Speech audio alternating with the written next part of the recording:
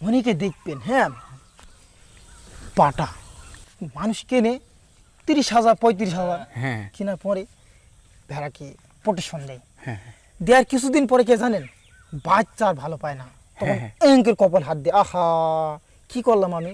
ওই যে কিনি স্বল্প টাকাতে বাচ্চা বেছে না, ভালো কপাল হাত দেয়। আর আমরা পাটা কিনি ভালো উন্নত মানের, বাড়ি তৈরি করি ভালো পাটা, বুঝতে পেরেছেন? উন্নত পাঠা একটা খামারের জন্য অনেক গুরুত্বপূর্ণ, অনেক গুরুত্বপূর্ণ, গুরুত্বপূর্ণ, অপারেশন গুরুত্বপূর্ণ, খুবই আচ্ছা। জরুরি।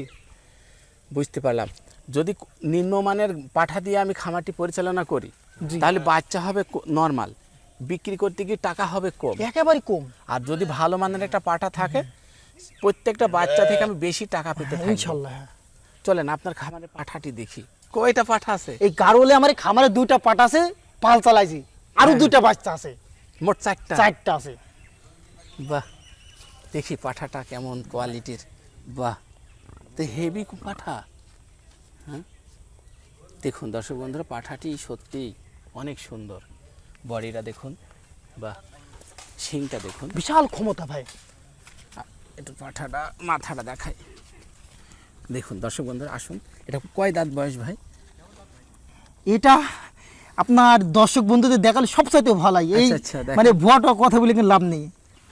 দেখেন ক দাঁত, 2 দাঁত, মাত্র 2 দাঁত। আচ্ছা, এত বড় 2 এত দাঁত, ভালো আর এত গোট, মানে অবিশ্বাস্য কথা এটা। বাহ। আর মুখটা দেখেন আপনি, মুখ অরিজিনালের, মুখটা অনেকটা তুতা মুখ, একেবারে তুতা মুখী মনে হচ্ছে, খুবই উন্নত মানের পাঠা। উন্নত মানের পাঠা। আচ্ছা, অনেক বড় হবে পাঠা, অনেকটা বড় হবে। কানগুলো দেখেন, এ দেখেন। আচ্ছা ভাইজান, এই পাঠাটি কি আপনার নিজের জন্য রেখেছেন না? জি জি, নিজের জন্য রেখেছি, কোনো দর্শক কিনতে চাইলে বিক্রি করা হবে। হবে? হ্যাঁ হবে। আচ্ছা আচ্ছা, কেমন দাম আসতে পারে এটা জানানো যাবে? এটা হলো ভাই আলোচনা সাপেক্ষ হবে। আলোচনা সাপেক্ষে। জি জি, এটা আলোচনা। আচ্ছা, বডি ওজনটা কেমন হতে পারে আনুমানিক? কি বলবো ভাই, আমার মনে 3 দিন লাগে তুলতে, এখন কি বলবো, 80 কেজি হবে কি 90 কেজি হবে আমি তাও বলতেছি না, কিছু 85 কেজি হবে। মানে স্কেল করার নেই? স্কেল করাই নেই, কিন্তু 80 কেজি হবে আমার বিশ্বাস। আচ্ছা আচ্ছা, মানে তোলা যাবে না, আপনি তুলতে মানে 3 দিন লাগবে। ভালো ওজন আছে, বিশাল ওয়েট ভাই, কিন্তু দাঁত কিন্তু 2টা। যখন আরো দাঁত 4 দাঁত হবে তখন কিন্তু ভয় কেটে যায় ভাই। আচ্ছা আচ্ছা, দর্শক বন্ধুরা দেখুন, পাঠাটি খুবই সুন্দর এবং উন্নত মানের। তো এই পাঠার কোয়ালিটি, আরেকটা পাঠা আছে এটা। জি জি। আচ্ছা আচ্ছা, ওটা ছেড়ে দেন ভাই। দেখুন দর্শক বন্ধুরা, আরেকটি পাঠা আছে, খুবই সুন্দরও পাঠাটি। এই পাঠাটির বয়স কত ভাই? এটা হলো 6 দাঁত। 6 দাঁত। আচ্ছা আচ্ছা, তাহলে আপনার খামারে এই যে বাচ্চাগুলো দেখছি, জি এই যে বাচ্চাগুলো সব এই পাঠার? জি ভাই, এই পাঠার। জি ভাই, জি জি, এই পাঠার। আচ্ছা, বাহ, এটা অনেক সুন্দর। লেজটা দেখায় আমার বন্ধুদের। লেজটা বুঝছেন ভাই, অনেক মানে মাটি ছোঁয়া ছিল, লেজটা আপনার এই একটু বেঁকা হয়ে গেছে, হ্যাঁ, যার কারণে একটু সাপড়ে গেছে। শাটকা দিলে আপনার মাটি হয়ে যাবে। আচ্ছা আচ্ছা, পাঠাটি কিন্তু অনেক কোয়ালিটি আছে, মান ভালো। আচ্ছা, পিস খুব শক্তিশালী। হ্যাঁ, শক্তিশালী। একটা সময় কিন্তু মানে এটা গল্পের বিষয় যাবে, একটা সময় 50টা গাভী ভেড়াকে ঠেকাইতো, তাই একা ঠেকাইতো। এর একটা বাচ্চা নিয়ে আসেন ভাই। এর বাচ্চা নিয়ে আনছি, দাঁড়ান, ওটা না, এটা কেন ভাইয়া? ধরে নিয়ে আসেন, নিয়ে আসেন, ওটাও নিয়ে আসেন। এর বাচ্চা সব এই কোয়ালিটি, সব সব মাটি চলে, ভারী লেজ থাক না থাক। দেখুন দর্শক বন্ধুরা, খুব ভালো করে একটু খেয়াল করুন। বাহ, ভারী লেজ না থাকলে বাচ্চা লেজ হবে 100%। ও এত সুন্দর গাড়ল। জি। ওগুলো বয়স কত ভাই? এই 3.5 মাস, 3 মাস, 4 মাস, এই বেশি হবে না। দুধ দেখছেন না আপনি? দুধ খায় এখনো, দুধ খায় মা। তাই? হ্যাঁ, আমি তো আটকাইতে পারছি না ভাই, এত শক্তি এর। 3.5 মাস বয়স? 3.5 মাস বয়স। আচ্ছা, ওজনটা কেমন আসতে পারে? 20-25 কেজি হবে। 20-25 কেজি। আচ্ছা, এগুলো ছেলে না মেয়ে বাচ্চা? এগুলো মেয়ে বাচ্চা। মেয়ে বাচ্চা? জি, মেয়ে বাচ্চা। তাই এত সুন্দর? এত সুন্দর। ও আল্লাহ হবে ভাই, এই জিনিস, এত সুন্দর জিনিস কি আপনার খামারে রাখবেন না আমার দর্শকদেরকে? যদি আপনার দর্শকরা কিনতে চায় আমি বেচবো ভাই। আচ্ছা, শুধু আপনার দর্শকের জন্য, তাছাড়া কারোর জন্য না ভাই, এটা আপনার দর্শকের জন্য অফার। তাহলে এই পাঠা দিয়ে এত সুন্দর বাচ্চা উৎপাদন হচ্ছে। দেখুন দর্শক বন্ধুরা, কোয়ালিটি সম্পন্ন গাড়ল কাকে বলে আজকে একেবারে অরিজিনাল একটি খামারে আমরা চলে এসেছি। কেমন পাঠার গুণে কেমন বাচ্চা হয় সেটা আপনারা নিজ চোখে দেখুন।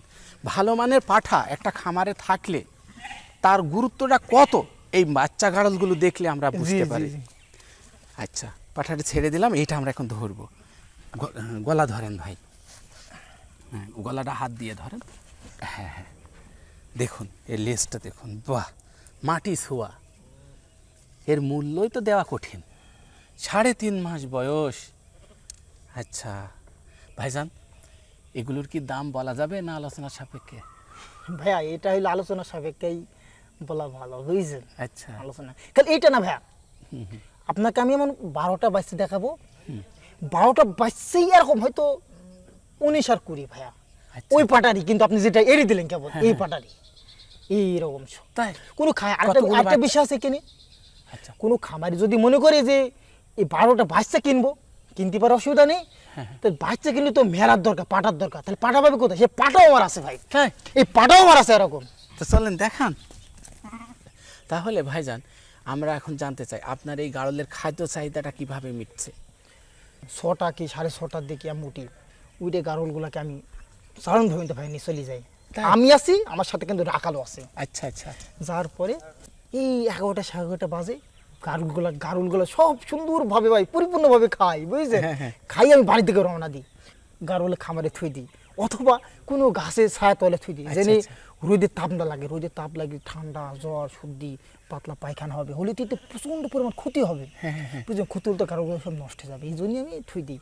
দিয়ে আবার যে 3টা বাজে, 3টার দিকে আবার সারি দিয়ে আবার এই মোটামুটি পর্যন্ত আসের পর আবার রওনা দিই বাড়ি দিকে। আচ্ছা, তাহলে সারা দিন তো এদের সাথেই শ্রম দিতে হয় আপনাকে। শ্রম দিতে হয়, তা না সফলতা তো এমনি আসে না ভাই, খুব কষ্টে দিক করি সফলতা আসে।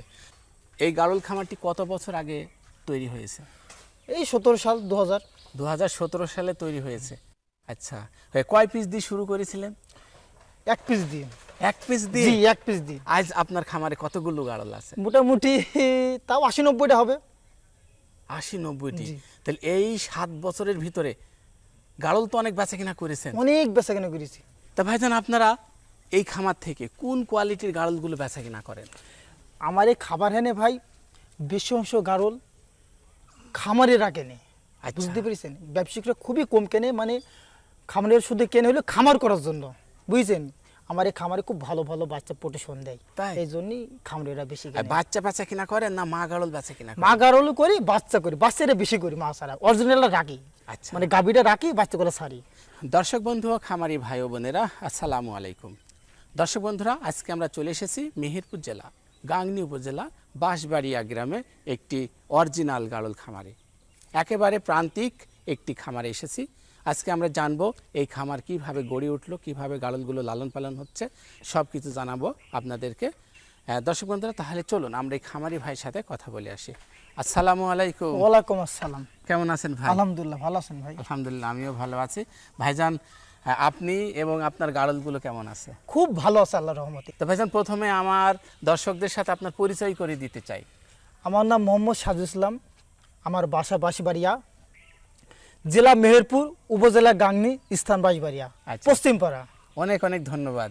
এই গাড়ল পালনে লাভবান হওয়ার জন্য তো কিছু দিক আছে। জি অবশ্যই অনেক দিক আছে। সেই দিকগুলো যদি একটু আমার বন্ধুদেরকে বলতেন তাহলে তাদের জন্য একটু ভালো হতো। জি বলা যায়।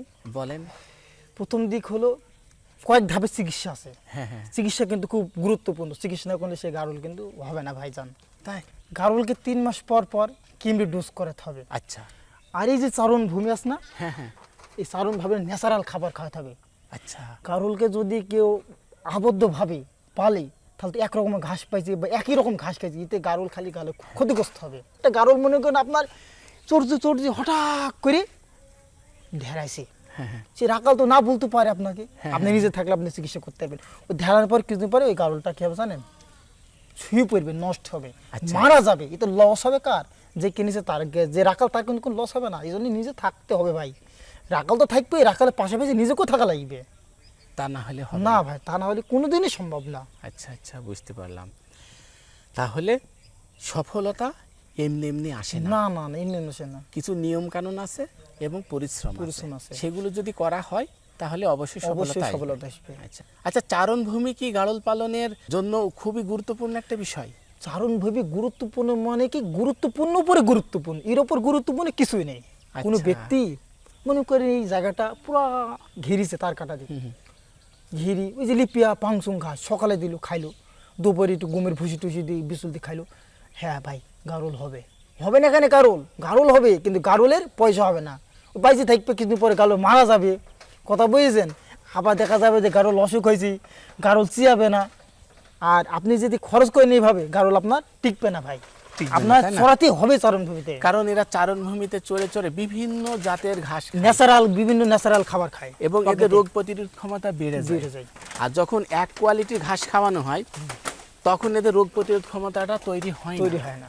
তো এখন আমরা জানতে চাই এখানে আপনার কি কি জাতের গাড়ল লালন পালন হচ্ছে? এখানে আমার জাত আছে দুটা, একটা একেবারে 100% পিওর অরিজিনাল, একটা হাই কোর্স বলে হাই কোর্স ছাড়া ভালো উন্নত হাই কোর্স উঁচা লম্বা আর কি। আচ্ছা, এটা কি জাতের ভাই? এটা একটু হাই কোর্স, হাই ক্রস কোয়ালিটির। আচ্ছা, হাই ক্রস হলেও অনেক উন্নত মানের, অরিজিনাল এগুলো সব হাই কোর্স, ইজি অরিজিনাল, এগুলো অরিজিনাল না? এই লম্বা লম্বা লেজগুলো অরিজিনাল? জি লম্বা লম্বা লেজগুলো অরিজিনাল। আচ্ছা আচ্ছা, ওই যে অরিজিনাল হাইট আছে, ওই দেখেন। হ্যাঁ হ্যাঁ অরিজিনাল। আপনার বয়স খুবই কম, ইয়াং, জি। এত অল্প বয়সে আপনি খামারি কেন হলেন? অন্য পেশায় না গিয়ে বিদেশে যাব, টাকা ইনকাম করব, বিদেশ যাই দেখা যাবে ধরা খেলাম 2 বছর 4 বছর খাটা পরে দেখা যাবে কোম্পানি টাকা মাই দিল, আবার দেশে আসি কর্মকে খাইতে দিই।